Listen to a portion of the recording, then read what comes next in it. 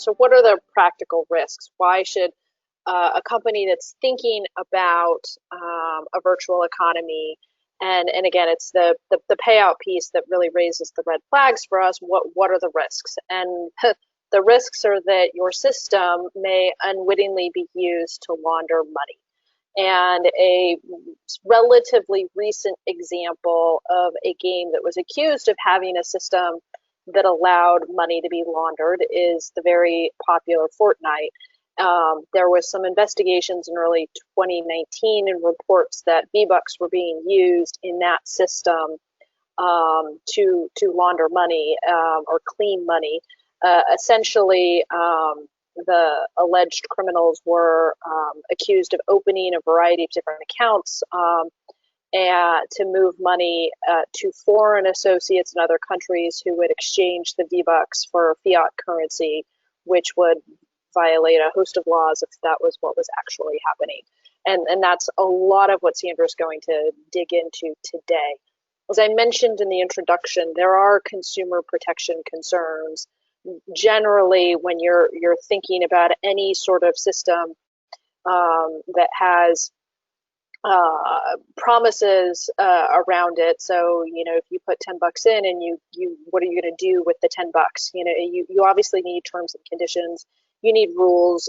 They need to be clearly laid out. So certainly if you're setting up the system, and that's where, I would come into it, you need to make sure that your players understand what that system actually is.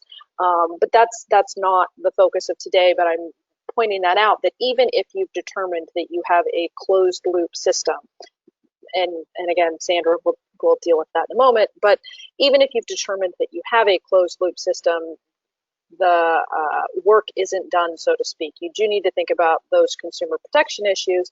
The other issue that you need to think about is gambling issues. And that's because the Ninth Circuit has determined that virtual currency, and specifically virtual currency used in mobile games, can qualify as a thing of value for the purpose of state gambling laws. And gambling is generally a situation where someone wagers a thing of value on a game of chance for a prize. And gambling is, in this country at least, governed by the laws of the 50 states. There certainly are some federal laws that need to be taken into account, but for the most part, the laws of the 50 states.